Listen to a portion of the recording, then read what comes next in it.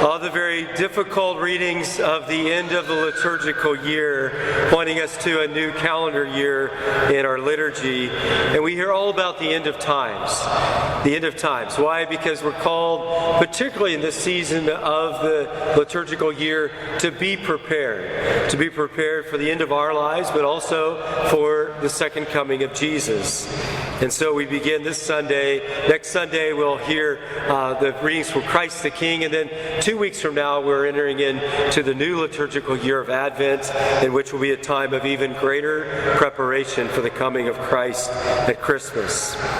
Why all this? Well, because the church wants us to be prepared to become saints, be prepared for our entry into heaven. And what prepares us in many ways is the Holy Church. The Holy Church, which guides us to Christ, which guides us to holiness, which shows us the way to become saints as a community of the faithful. This Sunday, as I do annually, I'm going to give the state of the parish report. And while it's a kind of a lengthy report, it's, I think, always good for us to pause one time a year to be able to reflect on where are we at as a parish. Are we really moving towards God? Are our ministries leading us to holiness, to become saints? If you'll open your worship aids, I want to walk you through the report that's printed inside the aid. If you didn't get one, there's some in the back by the Holy Water fonts you can pick up. I'm going to begin on page 13. 13 is a kind of a graph or a snapshot of the investments of tithing of all the ministries of the church here at St. John's. As you can see in the pie graph, there are two large categories that begin our investment of buildings and grounds and improvements and administration. And if you add the 5% of the Archdiocese in supporting them, that accumulation is 41% of our budget. Now that's kind of high for us at St. John's. Usually we're down around the 35% there. And there's been an increase this year for primarily two reasons. One is that we've had a lot of work on our boiler system in the past year to upgrade it. It was 25 years old. Underneath this church runs all the piping that needed to be replaced for the boiler, and then a new boiler put in. And so all of that has increased kind of the need for buildings and grounds improvements, which allows us to gather today in the heat of the church on a very cold beginning or late fall or beginning winter day. That number is higher than previous year, but hopefully will be lower again next year. But it was a necessity of this particular year. We also see in that category some additional improvements that were made for our investments were made for our move from here to the Pan Am building for the renovation of the rectory and offices that's taking place right now, which incurred some additional expense for our parish to be able to rent more space for catechesis and for our work of the church and ministry.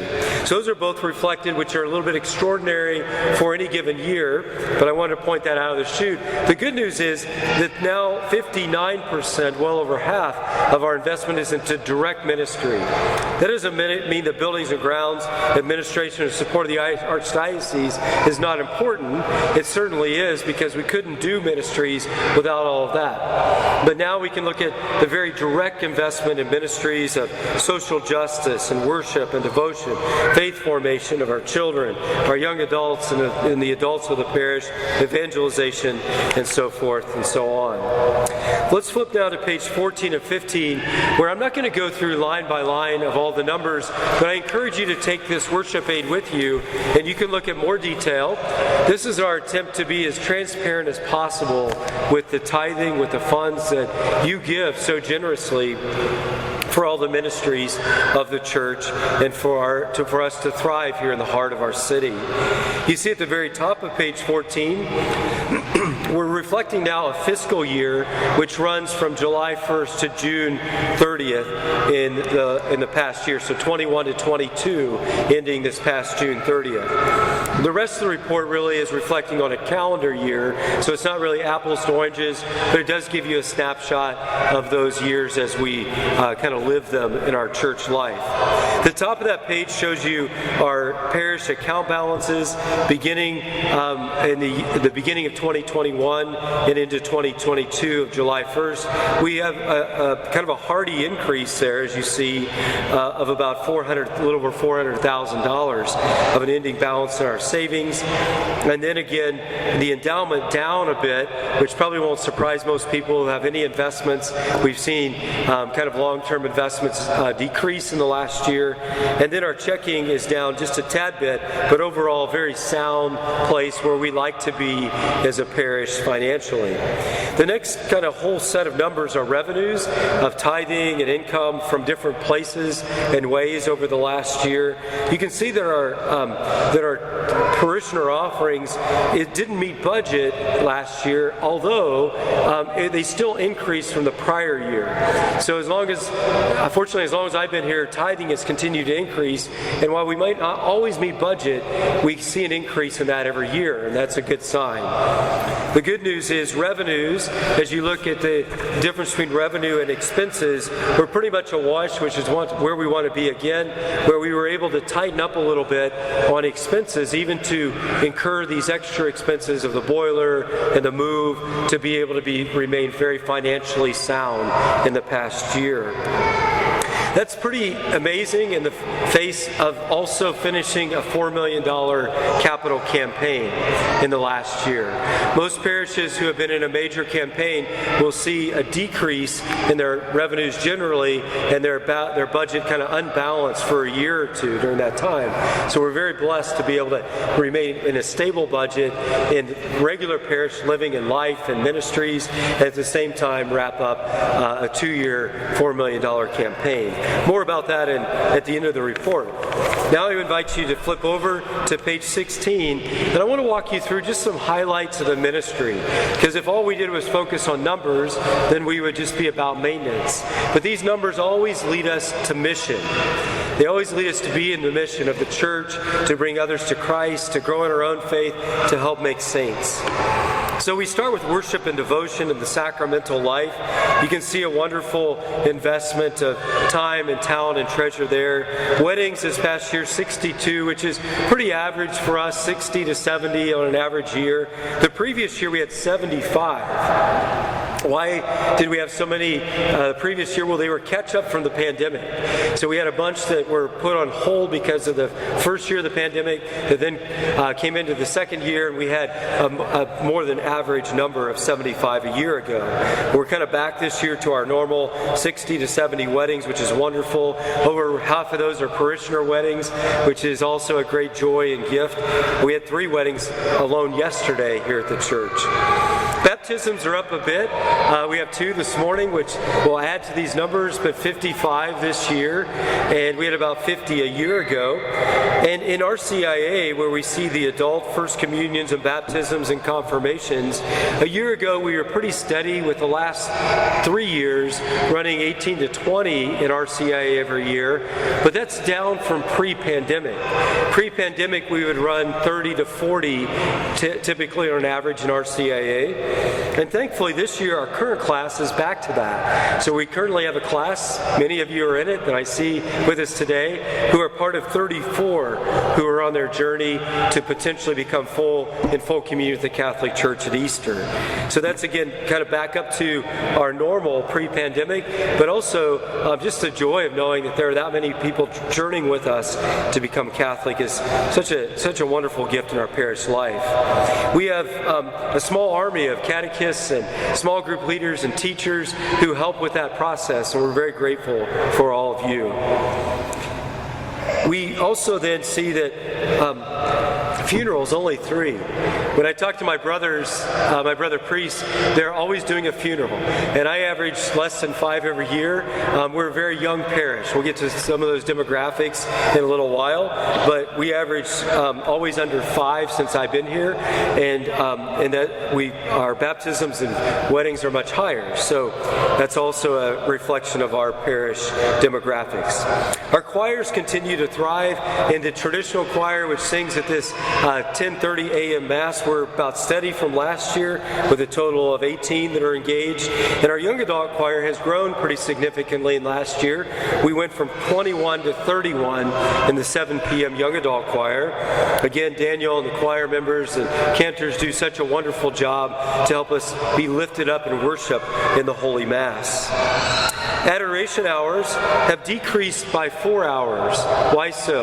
Well, we decided to take out Friday afternoon adoration because of the increased number of Friday weddings that we host here, because we were having to cancel adoration so often on Friday afternoons for those weddings.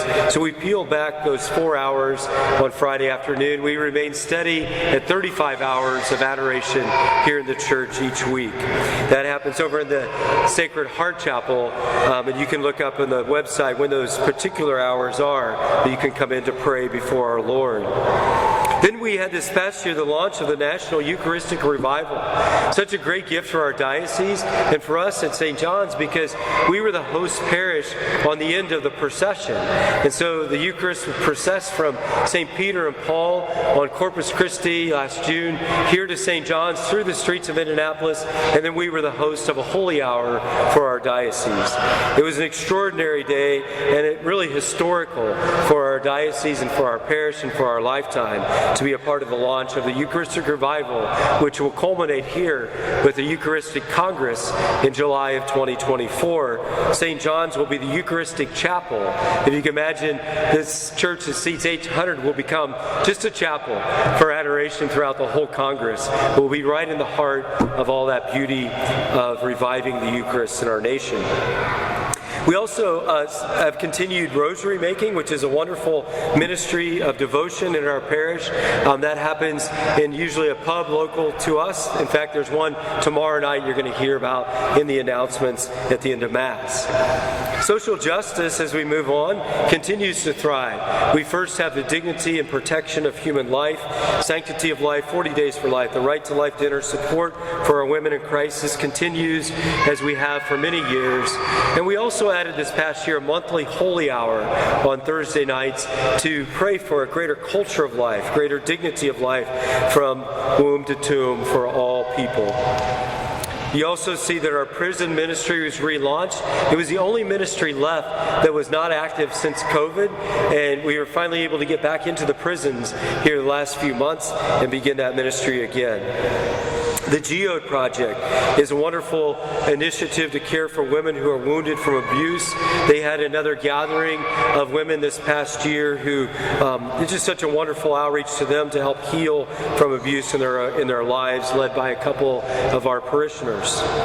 The Emmaus Ministry, arguably one of our largest ministries of the parish, formerly known as Garden Door Ministry, continues to thrive. We purchased, as you know, the food trailer to be able to serve our neighbors, our poor and homeless neighbors here on the parking lot while our church office and rectory is being renovated.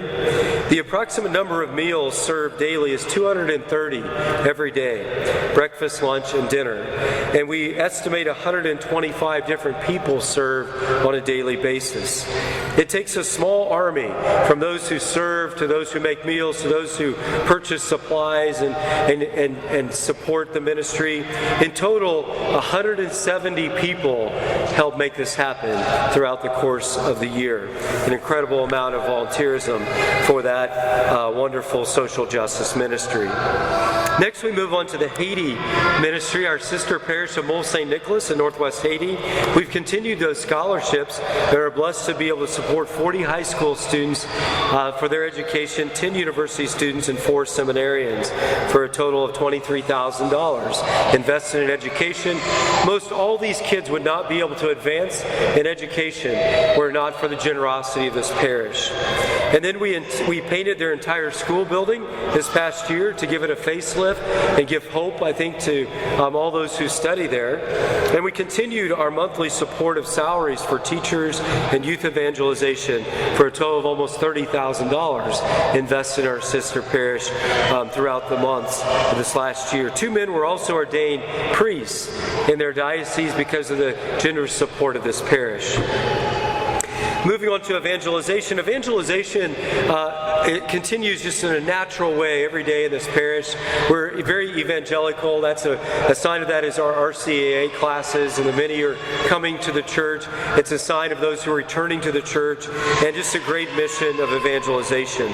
Our missionary disciple formation, you see we've formed over 220 people to just go out and share the good news individually or in couples. We also kind of took a pause this past year as two of our full-time missionaries both took other positions of leadership in their own lives, and we've now are kind of circling back to reevaluate the missionary disciple formation after 5 years of being very intentional there. So Bree Campbell, who's on our ministry team, and Brian Bibb both work about 10 hours a week now, and we're working together to reevaluate among our current disciples, what's our path forward? How do we want to be really intentional in the next 5 years about missionary disciple formation and evangelization? So before Christmas, we have a large gathering of kind of some vision casting of those who have been involved in that mission of our parish, and we'll then relaunch in the new year. We continue to give tours of the church and put out a parish newsletter. And Chris Kendall Village, as many of you know, has been on hold the last 3 years. I also have a commission that's being formed that's going to take a good look at the future of Chris Kendall Village, our Christmas festival. The parish will be surveyed, the leaders of that festival will be surveyed, the ministry team, and they'll put together a proposal to the parish council as to what they believe is a good path forward for the festival in the future.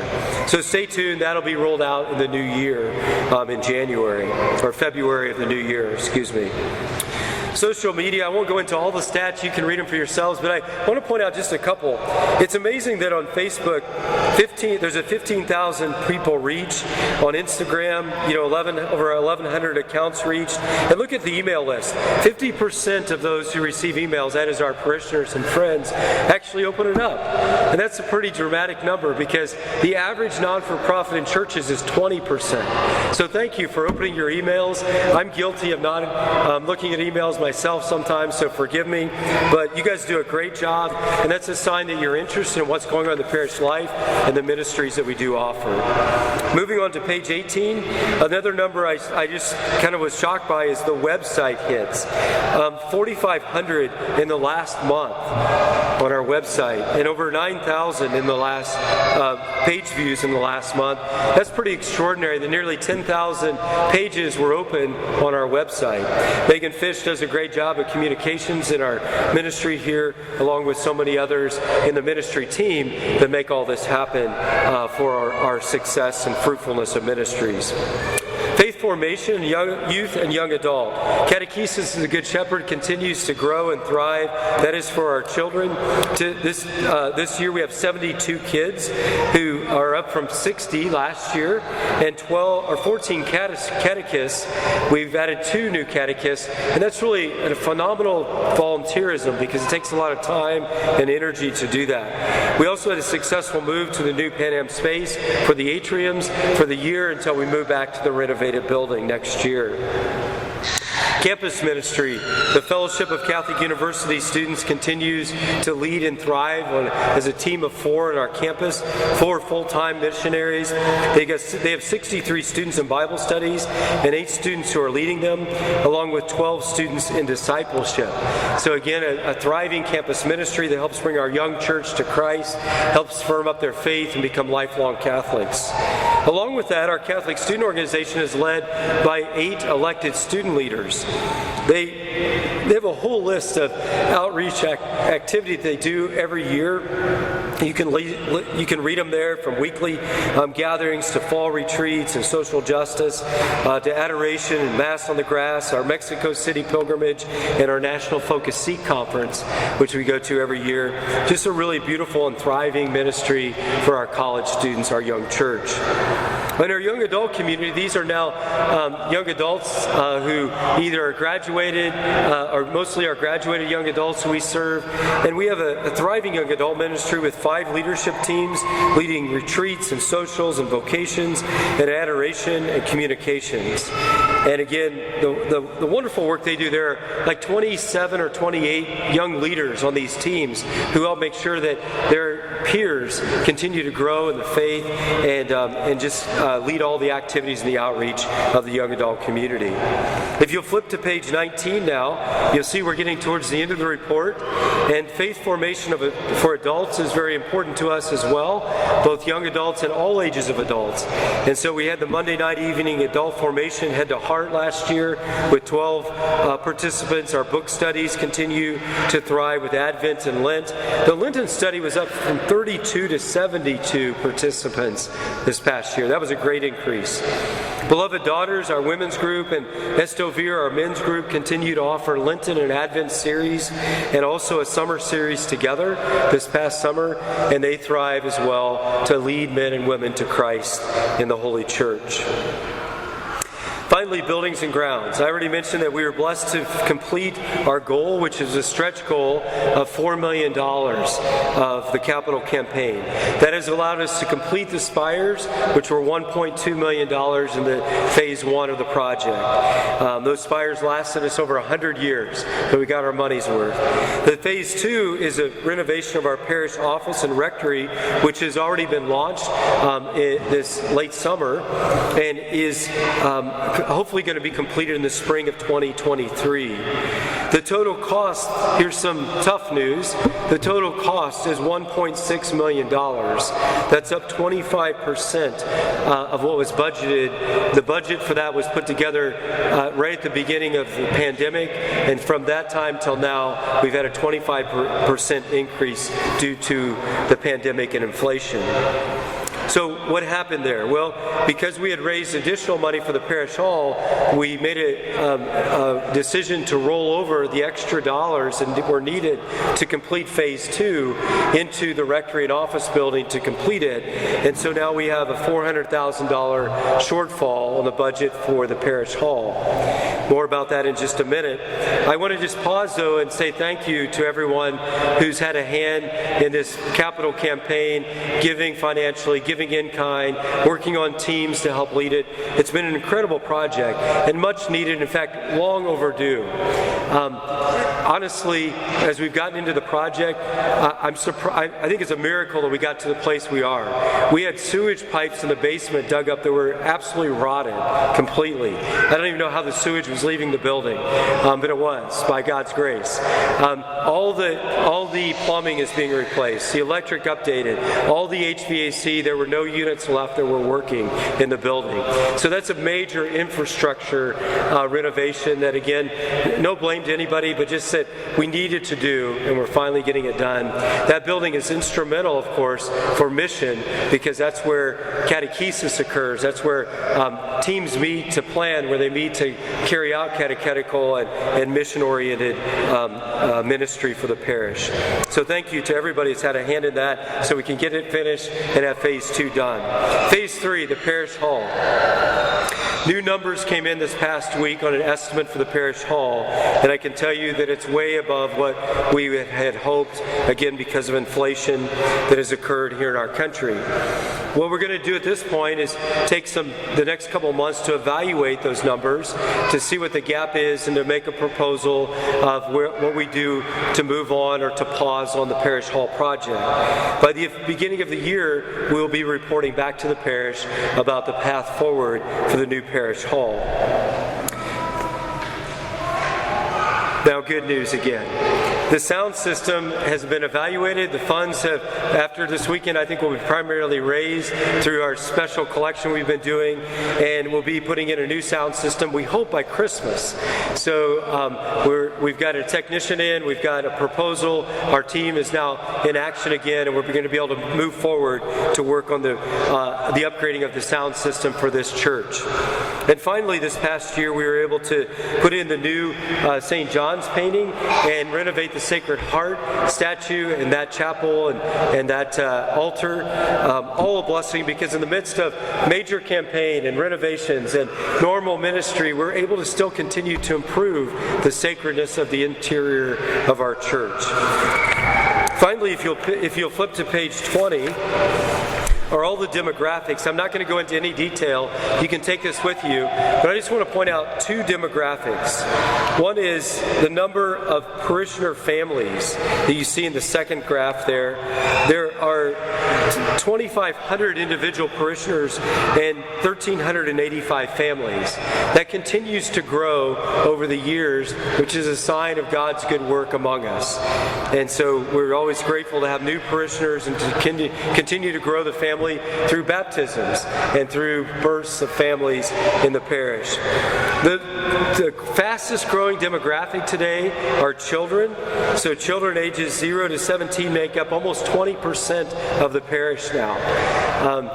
Peter here, who serves the Mass, was reminding me before Mass that when he was the first to serve her and a little boy, he was one of maybe only 3 families who had children here in the parish. And so that's been a big change over the years of how the families have grown. Thanks be to God. And we, of course, continue to have a very strong young adult percentage. Almost 50% of the parish are in the young adult category. And then you can see the other age demographics, all that we seek to serve in various and wonderful ways, no matter your place or state of life. There it is, in a nutshell, the state of our parish. I think overall it's a very positive report. There's some areas that we continue to be challenged with and will continue to grow within. If there's any questions that you have, after Mass you can catch me, send me an email.